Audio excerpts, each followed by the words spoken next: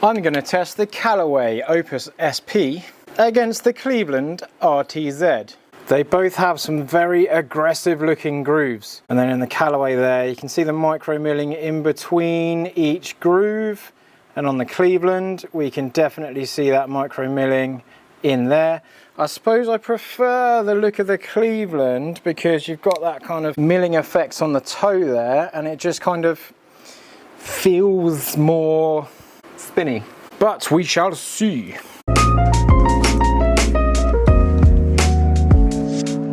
Going to use the Callaway Chrome Tour X. It is a very spinny golf ball in itself as well, to try and get maximum spin from these wedges. Going to be looking at the difference in spin, height, carry, and see how we go.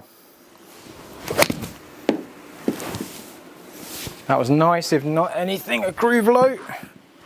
Might need to change the yardage on the pin. It wasn't a groove though, but it was at the bottom of the face. There we go. Okay, let's get like 3 decent strikes out of each. Which is not that one, although it didn't change much in carry. Nice, I would expect these to lean to the left-hand side a little bit, just because my wedges are flatter, which moves the ball to the right, so standard wedges will go left. Like that. Now we're going to go into the Opus SP after I've lost my golf ball. But after this, and very soon you'll see, I'm going to do another test in the same way, but with water. I'm going to wet the golf ball, wet the club face as much as I can to see how much each one keeps up with each other. To see if there's anything better or worse in this groove technology between Cleveland and Callaway. Again, just that left lean. I'm not really going to fight, I'm just going to let it happen.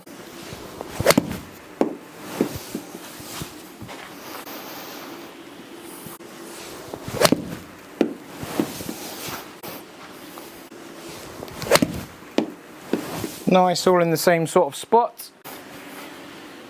Just going to go one more Cleveland, just in case I am more warmed up.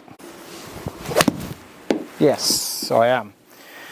Wow, maybe I'll just get a couple of them. Loads of spin. So yeah, a little bit more tuggy. Cool. So peak height, I've got 91 feet against 90 feet, and I've got 106 carry against 105 carry. Spin wise, average spin 11,300 against 11,280, so basically the same. Other comparisons, speed a little bit faster in the Opus, which I did see in the SP against last year's Opus, so I think that face has just got a little something in it. It has got a hollow cavity in the blade. 29.7 against 30. Consistency of spin, there's variation of 288 against the variation of 750, fair enough. But we've got 105 average with one variance and 106 average with one variance as well. Dispersion rings looking pretty similar. The darker one is slightly bigger in the RTZ. But a little while ago I did do a wet test on the RTZ and it came out really good. So I'm going to do that with the Callaway as well to see if Cleveland maintains the upper hand or whether Callaway are also very good when they're wet. Because when we play, there's dew on the grass, there's a little bit of moisture in the sort of like grass that gets trapped between the blade and the face. It's hard to play in really dry conditions unless you're in the desert. So we'll see what happens on that one and I'll see you there.